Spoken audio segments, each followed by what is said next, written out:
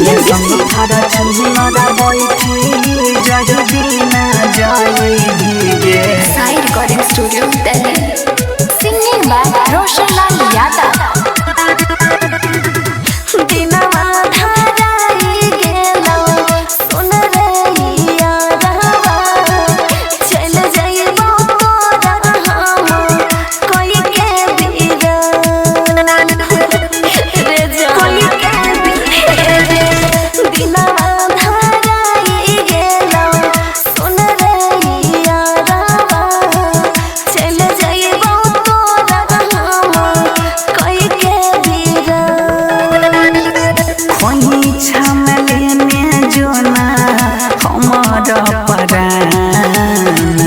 पिया संग फरा चुनरा बैठी जही बिना जाई भीगे।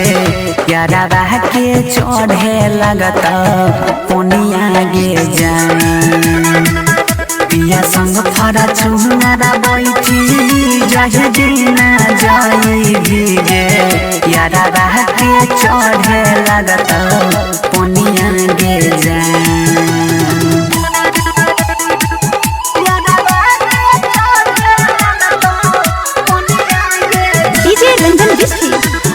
पिया संग थारा चुनरा बैठी जही बिना जाए भीगे।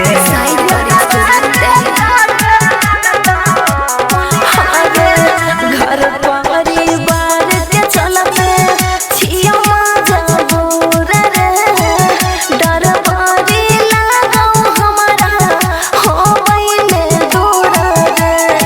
विश्वास करना घर परिवार के चलते छियो मजबूर रे।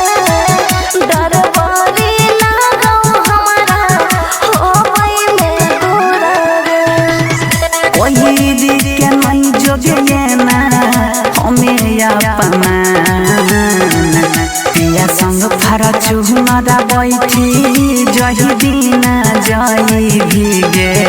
यारा बाह के चढ़े लगत पोनिया गे जान।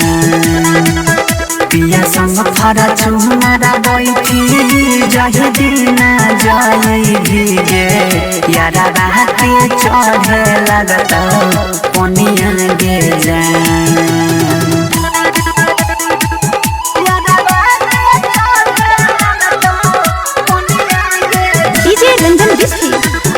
पिया संग फरा चुनरा बैठी जही बिना जाई भीगे।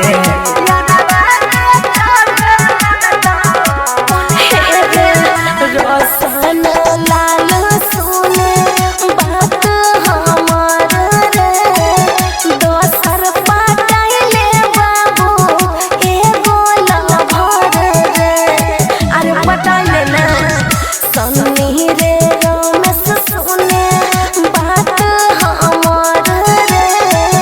दोसर पटाइले बाबू एगो लभर रे। गुहुआ के देखे जोई है कफनो के दान।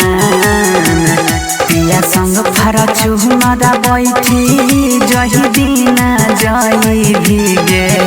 यारा बाह के चढ़े लगत पोनिया गे जान। पिया संग फरा चुनरा बैठी जही बिना जाई भीगे। यारा बाह के चढ़े लगत पोनिया गे जान। साई रिकॉर्डिंग स्टूडियो